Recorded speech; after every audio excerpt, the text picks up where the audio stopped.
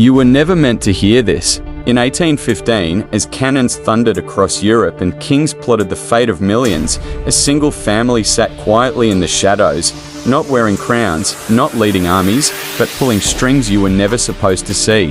They did not march with flags, they moved with whispers. And on a foggy morning after the Battle of Waterloo, while blood still soaked the fields, one man rode faster than any army courier, carrying a message that would change the fate of nations, before the generals even realized the war was over. His name was Nathan Rothschild, and what he did next was not written in your school books, because if it was, you might start asking the wrong questions. Imagine this, the stock exchange in London, already trembling with rumors of Napoleon's advance. Panic spreads like fire. Men in top hats and tailored suits watch their fortunes sway with every whisper. Then Rothschild appears. His agents, his couriers, his intelligence network had beaten the king's own messengers. He knows the truth. Napoleon has been defeated. Britain has won. But that's not what he lets them believe. For hours, his men quietly sell, creating an illusion of disaster. Prices collapse. Banks break. Old money trembles.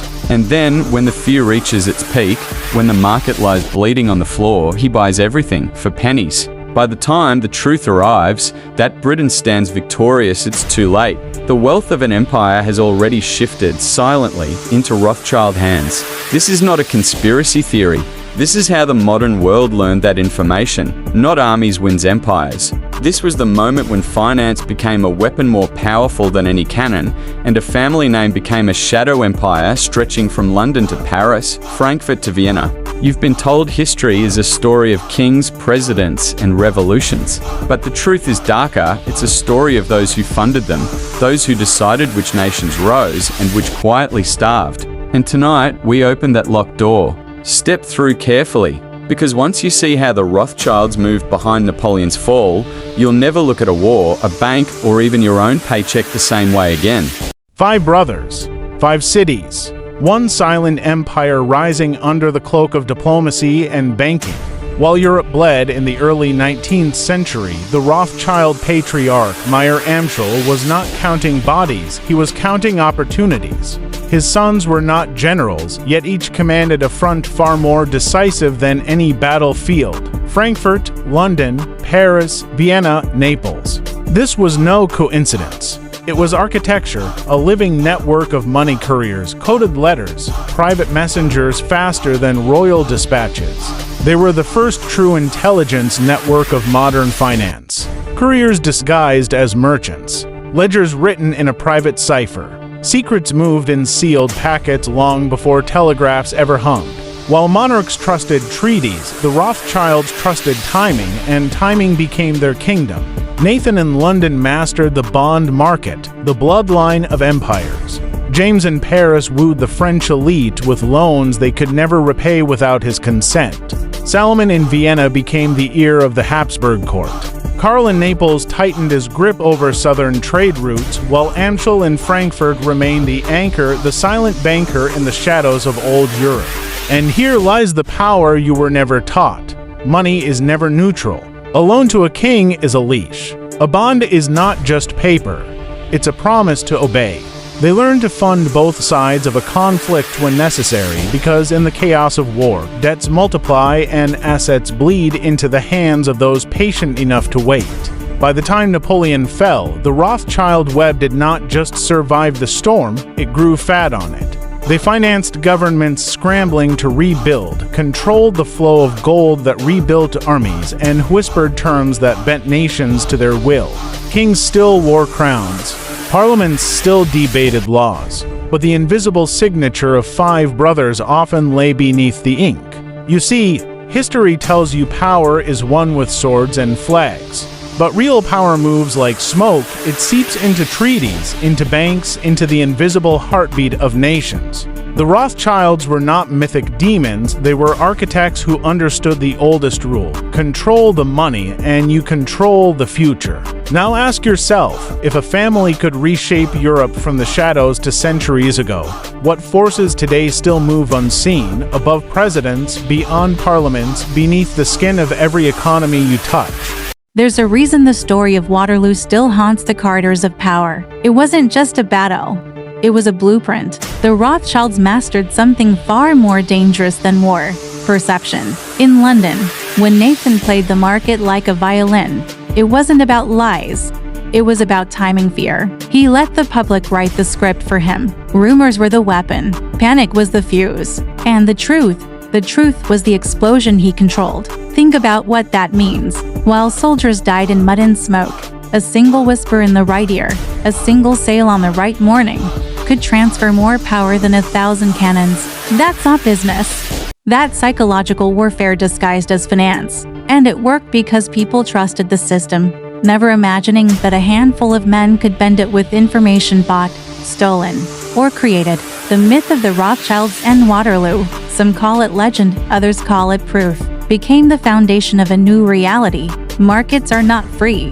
They are engineered. Crashes can be designed. Recoveries can be timed. And the masses? They are the pawns who pay the price while believing they are spectators. What Nathan did that day was not merely profit. It was domination through asymmetry. He had intelligence when others had fear. He moved with certainty when others drowned in chaos. And from that day on, the Rothschild name became whispered not just in banks, but in palaces, in ministries, in back rooms where treaties were signed. Do you see the pattern forming? Wars end, nations heal, flags change, but debt remains. And whoever holds the debt holds the chain. The Rothschilds understood this before the world had a name for it. Central banks would later mimic it. Governments would later codify it. But in that era, it was pure and raw. A private family out-hinking entire kingdoms. Now, pause for a moment. If you are still here, you are beginning to see the edges of a story you were never supposed to trace. You are walking the same corridors where kings once begged for loans, where markets trembled at a family's nod. And this is only the beginning. Long after the cannons were silenced and the treaties were signed, the Rothschild web did not vanish, it evolved. Monarchies crumbled, republics rose, and still the same invisible current flowed beneath them. They learned the secret of real power, to outlive the throne, not to sit on it.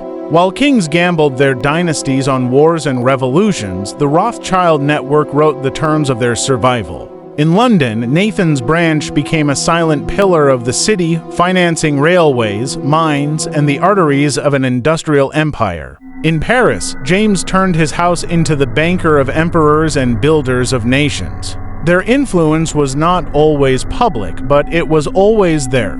Underwriting governments, stabilizing collapsing economies, deciding, quietly, which ventures lived and which dreams died. And here is where the history books fall silent, because this kind of power leaves no anthem, no monument. It is not celebrated in marble halls. It is written in contracts locked in private vaults. The Rothschilds did not need to rule openly. They became the architects behind those who pretended to rule. Nations came to them in secret. Monarchs humbled themselves for loans. Even revolutions, dressed in the colors of freedom, often ended up paying their interest. They were neither left nor right, neither loyal to crown nor republic.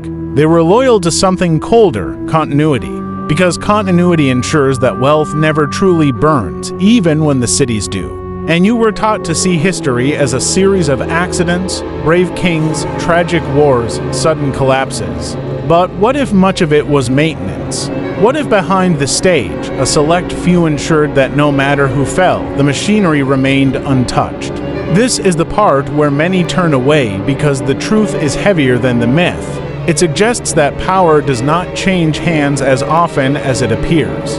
That your vote may shift the surface, but the undertow was written centuries ago in ink that never dries. The Rothschild story is not just about one family. It is a mirror held up to the structure we still live in. Call it banking. Call it finance.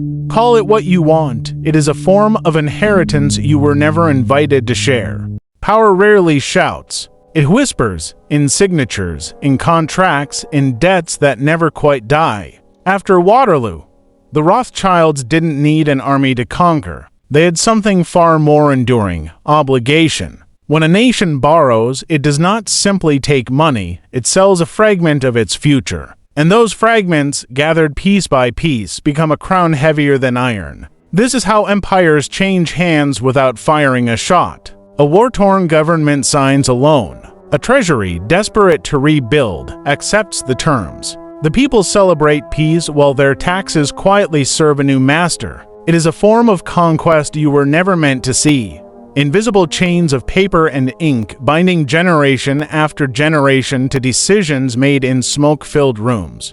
The Rothschild brothers understood this early. They positioned themselves not just as lenders but as arbiters of stability. When kings quarreled, they offered calm. When markets burned, they offered water, but always at a price that turned them from guests into landlords. Their wealth was not a pile of coins, it was a web, and every thread ran through a bank, a bond, a silent agreement that no parliament ever voted on. And here's the truth that unsettles the strong: debt is psychological before it is financial. A man in debt behaves differently. A nation in debt governs differently. Decisions become compromises. Independence becomes illusion. Control shifts quietly without a single flag lowered. This is the chain you must see because it has not broken, it has only grown more sophisticated. Central banks, international lenders, credit rating agencies, these are descendants of that same principle. They no longer wear the Rothschild name, at least not openly, but they echo the same formula: own the obligation, own the outcome. Now I want you to pause and write this phrase in the comments twice. Chains are not always visible.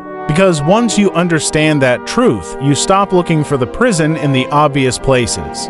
You start seeing it in the contracts, the policies, the quiet signatures that shape the world while the crowd cheers for the show on the stage. What began with dispatch riders and whispered rumors evolved into something far more advanced, a blueprint for modern control. The Rothschilds didn't just master finance, they mastered the mechanics of influence itself. Look around today, the tools are no longer parchment and quill. They are algorithms, ratings, derivatives, credit systems, central banks. But the principle remains: control the flow of capital, and you control the rhythm of nations. This is why history seems to echo. One crisis collapses a market, another inflates it beyond reason, yet the same hands often catch the pieces. Wars still erupt, but the debt born from them grows even stronger roots. Policies shift, flags change, leaders rise and fall, but the obligations survive every administration. That is the legacy of the template they built, a machine where power is less about force and more about timing, leverage, and the quiet art of consent. Today, when a government bails out a market, when a central bank rescues an economy, the script feels eerily familiar. It is the same structure dressed in new words. Invisible to most, undeniable to those who trace the pattern. Crises are not always accidents. They are opportunities, and opportunity, in the right hands, is a weapon more enduring than any army. This is the uncomfortable inheritance. You were taught to measure freedom by flags and laws.